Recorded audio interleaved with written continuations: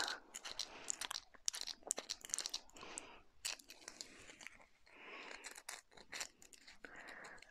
Aujourd'hui, je vous propose une vidéo Halloween. Je suis pas du tout faite pour l'ASMR.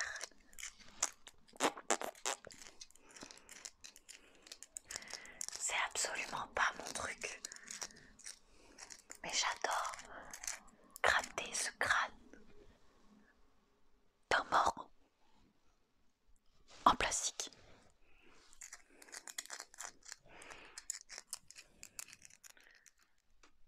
À la tienne. Aujourd'hui, pour moi, c'est Halloween. Alors j'ai décidé de te faire une story time d'une histoire qui m'est arrivée quand je cherchais un petit job. C'est une histoire qui fait un petit peu peur, je l'avoue. J'espère que tu m'entends bien. C'est la première fois que j'utilise un micro-cravate et la première fois que je fais de l'ASMR. Je dois t'avouer que je ne pense pas être douée pour ça. Pour aller avec ce petit chocolat, j'ai prévu des bonbons. Ce sont des célébrations. J'adore.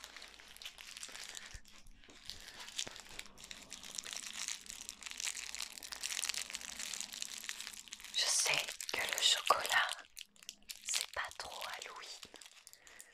Mais honnêtement, le temps que j'arrive à faire le montage de cette vidéo avec mon téléphone qui bug, ça sera peut-être déjà Noël. Je ne serais pas étonnée.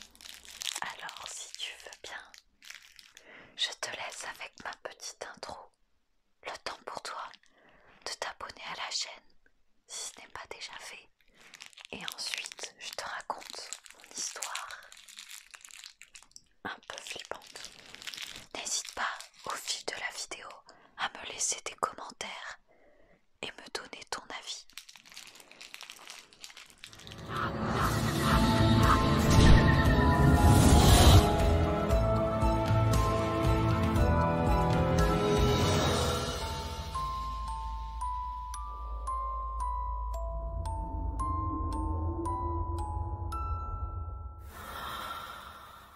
Mon histoire débute à mon arrivée dans la ville de Rouen. Je cherchais un petit job et malheureusement je galérais à trouver. Personne n'était intéressé par mes capacités certaines dans la vente. Alors j'ai commencé à chercher un petit peu d'autres choses où je n'avais pas forcément de diplôme et j'ai trouvé un petit job en tant que femme de ménage de nuit dans le mémorial Jeanne d'Arc. Je pense que tu dois connaître Jeanne d'Arc. C'est un personnage très connu. Nous avons Chester qui est à l'arrière, qui vérifie tout ce que je dis. Jeanne d'Arc était surnommée la pucelle. C'est pas très gentil de donner des surnoms comme ça par rapport à la sexualité des gens, mais bon, c'était son surnom. Donc elle est née en 1412, donc c'est très vieux, et elle est morte le 30 mai 1431 à Rouen. Elle dit avoir reçu l'ordre de Saint-Michel. Rien à voir avec les gâteaux. La mission est de délivrer la France de l'occupation anglaise. Elle remporte la victoire. Puis ensuite, elle est capturée par les Bourguignons. Et là encore, rien à voir avec le bœuf bourguignon. Après avoir été capturée, elle est vendue par les Bourguignons aux Anglais. Et les gens disent que c'est une sorcière. Alors à l'époque, les sorcières, elles s'était brûlée sur un bûcher. J'étais censée m'asseoir ici pour vous raconter mon histoire.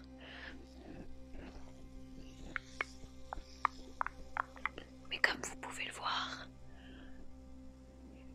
c'est un petit peu compliqué. Monsieur Chester a décidé que ça serait sa place. Je n'ose pas le pousser. Donc comme je vous disais, je cherchais un petit job et j'ai été prise, à mon grand étonnement, très facilement pour pouvoir faire le ménage la nuit dans le mémorial de Jeanne d'Arc. Pour mon premier jour, une dame, une collègue, m'a montré ce que je devais faire.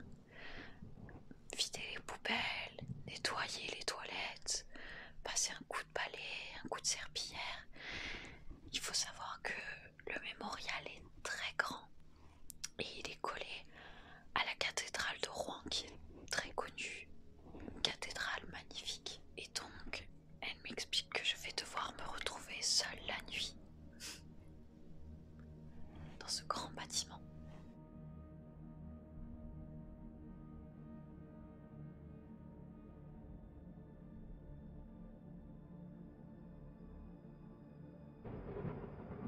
Puis en partant, elle me dit à plusieurs reprises que si j'ai le moindre problème, je peux l'appeler et elle me donne son numéro.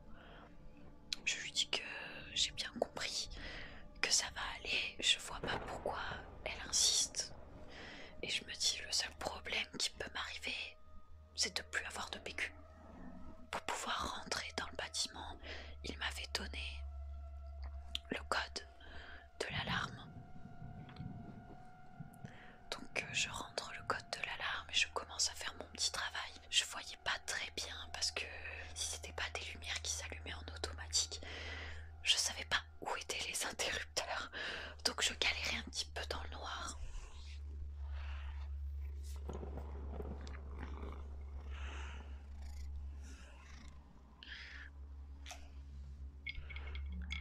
Le premier jour, tout se passe bien. Jusqu'au moment où je rentre dans une pièce qui n'était pas allumée, mais il y avait les petites lumières de service sorties de secours qui me donnaient un tout petit peu de lumière. Dans cette pièce, il y avait sur le sol un petit tas de pierres, de sable ou je ne sais quoi. Alors je prends ma petite pelle et ma balayette, je me baisse pour ramasser. Et là, peut-être que c'était automatique, mais j'ai eu la peur de ma vie parce que j'étais plongée dans le noir, baissée en train de ramasser le petit tas de gravats. Quand tout d'un coup, les lumières et les automates se sont allumés, j'ai fait un bond. Je suis partie de la pièce en courant et en hurlant. Mais je me suis dit, après, une fois que la tension est retombée, que peut-être c'était automatique. Je dois vous avouer que j'étais pas hyper rassurée, mais pour le moment, rien ne me faisait spécialement peur. Il y avait des petits bruits, mais en même temps, c'est très grand. Donc je trouvais ça normal, puis c'est un vieux bâtiment, donc je suis passée à autre chose. Et je continue mon petit ménage, et de là, au bout du couloir, je vois une grande porte en bois.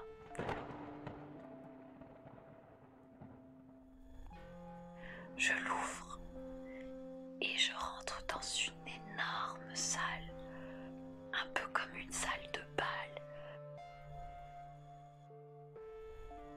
Vous savez, comme dans les films où il y a des grands banquets et que tout le monde danse. Alors je commence à passer le balai dans cette grande salle et ça prenait du temps. Et en même temps, je me prenais un peu pour une princesse. Alors en passant le balai, je chantais, je dansais comme une princesse au bal.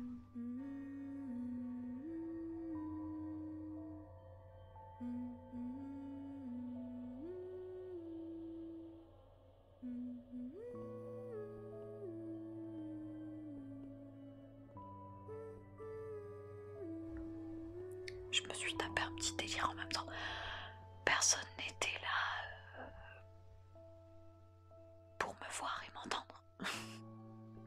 Et puis en sortant, il y avait aussi une autre porte. Et devant cette porte, je me suis pas sentie très à l'aise.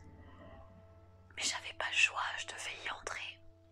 Alors j'ouvre et c'était une petite chapelle, enfin une grande chapelle, un petit peu comme si on rentrait directement dans une église. Et je dois vous avouer que je me sentais pas, j'avais pas l'impression d'être la bienvenue.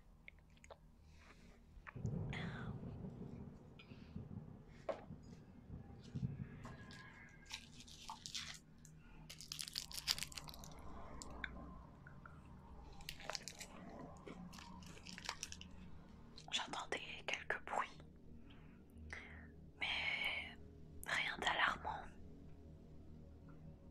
Puis parfois quand j'étais aux toilettes, je sais pas, derrière le mur, parfois j'entendais des bruits. Et une fois, je me souviens, j'ai entendu un peu comme un genre de grognement.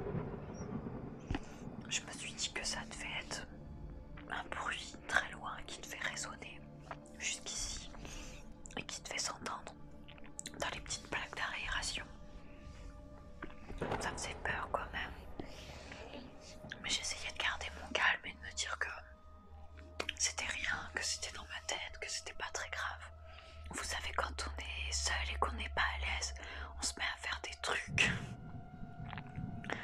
Voilà, on se met à chanter, à parler tout seul pour meubler un petit peu ce silence et ces petits bruits un petit peu qu'on peut pas trop expliquer. Mon téléphone était chargé à fond en arrivant et ça faisait à peine 1 heure que j'écoutais la musique. Et puis les jours d'avant, toute la nuit j'ai écouté la musique, mon téléphone était chargé également à fond. Et à chaque fois j'avais largement assez de batterie pour pouvoir écouter la musique toute la soirée, rentrer chez moi et je le rechargeais arrivé chez moi. Et cette fois-ci, j'étais en train d'écouter la musique, de chantonner et j'entendais des petits bruits en même temps, mais je faisais pas trop attention. Et tout d'un coup, mon téléphone est grand noir et il s'éteint.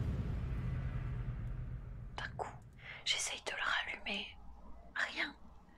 Le téléphone ne voulait rien savoir. Je me mets à râler en disant « Ah non, j'ai plus de batterie, j'ai même plus de musique, fais chier !» Et là, j'entends en haut une musique qui se déclenche. Je commence à vouloir monter. J'ai fait comme dans les films, vous savez, quand vous vous énervez en disant « Mais pourquoi t'y vas? C'est n'importe quoi !» J'ai fait la même bêtise. J'ai commencé à monter.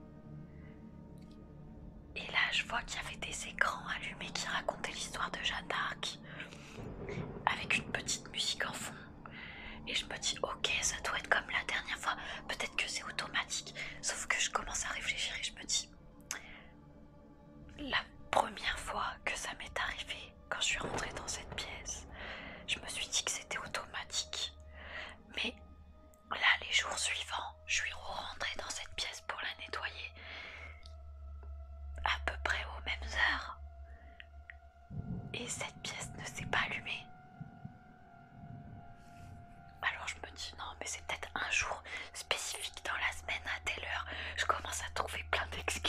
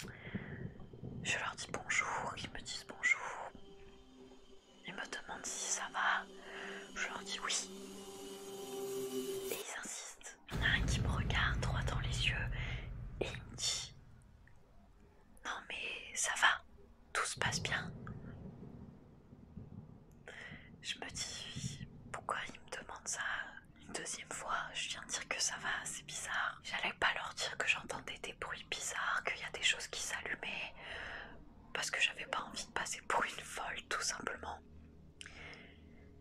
Et il me regarde, il me dit « Non mais, tout va bien ?» Je dis « Mais pourquoi vous me demandez ça ?» Il me dit « Non mais t'entends pas, je sais pas, des choses qui pourraient te faire peur ?» Je lui dis « Bah pourquoi ?» Et là, tous les employés me disent « De toute façon, les filles qui travaillent ici, elles restent pas plus d'une semaine. » Je lui dis « Ah bon? Bah pourquoi? Il est pas mal ce travail. » Il me dit « Non mais c'est parce qu'à chaque fois, on les retrouve enfermés, souvent dans les toilettes, en pleurs, complètement terrifiés. » Je dis « Oui, effectivement, il y a des petites choses, des fois des portes qui s'ouvrent toutes seules, au loin, des grincements. Parfois j'ai même l'impression d'entendre des grognements, des fois il y a des choses qui s'allument, il y a les portes automatiques qui s'ouvrent et qui se ferment, alors que personne n'est devant. Et des fois j'étais en train de vider les poubelles et je les voyais qui s'ouvraient, qui se refermaient, alors que j'étais loin et que le détecteur, il fallait que je m'approche très près pour qu'il me détecte. Il m'avait appelé ailleurs où il y avait plusieurs de mes collègues. La dame qui m'avait montré ce que je devais faire, elle me présente aux filles en disant mon nom. Je vous présente la nouvelle qui s'occupe du musée. Elles se sont toutes arrêtées de parler. Elles se sont retournées et elles m'ont regardé. Et pareil, en me regardant droit dans les yeux et en insistant, elles me disent toutes « Et ça va ?» Elles commencent à me demander si j'entends des choses bizarres. Alors je leur raconte un petit peu toutes les péripéties, les choses qui s'allument et tout ça. Il y en a une qui me dit « Ben moi, j'y suis allée, je suis pas restée plus de 3 jours. J'étais complètement en panique, plus jamais de ma vie je veux y retourner. » Et je lui dis « Ah bon, bah qu'est-ce qui t'est arrivé ?» Elle me dit « Mais moi, j'avais l'impression qu'il y avait quelqu'un qui était derrière moi et qui me soufflait dans le cou. » Toutes elles m'ont regardé, elles m'ont dit « Bah t'as bien du courage, franchement, bravo à toi, j'espère que cette fois-ci c'est la bonne personne. » Genre, depuis quand un travail en dit des choses comme ça? C'est complètement fou, c'est farfelu. Mais j'étais rassurée parce que je me dis « Bon bah c'est pas dans ma tête. » Bon, et on arrive à la fin de mon histoire. Je crois que c'est le moment le plus flippant. Vers la fin, j'entrais plus dans la chapelle. J'ouvrais à peine la porte et j'arrivais devant la porte, je me sentais pas bien. Et j'ouvrais à peine la porte et je commençais à m'annoncer. Mais je sentais comme quelque chose qui me repoussait. Comme si on me disait t'as rien à faire là, laisse-nous tranquille, rentre pas ici, ça te regarde pas. En sortant de cette petite chapelle, donc il y avait la grande salle. Donc il faut savoir que cette grande salle où je chantais et dansais en me prenant pour une princesse, c'est la salle où il y a eu donc le procès de Jeanne d'Arc, la fameuse salle où ils lui ont dit toi c'est ciao. Et donc quand j'étais en haut, il y a un plancher en bois, un grand plancher en bois et un grand escalier en bois. C'est quand même très large. Quand on marche dessus, on entend les grincements du bois très aigus. Je descends ces escaliers, je fais la poussière dessus avec ma petite lingette exprès pour le bois. Et arrivé en bas, il y a une statue donc de Jeanne d'Arc. Je me dis mince, la statue, c'est vrai que j'ai jamais fait la poussière. Ça lui ferait un petit peu de bien, je pense que je la dépoussière un petit peu. De là, je commence à dépoussiérer un peu cette grande statue. Tout d'un coup, j'entends des bruits de pas sur le plancher, le grand plancher en bois en haut des escaliers. Mais des bruits de pas de quelqu'un qui fait ma corpulence.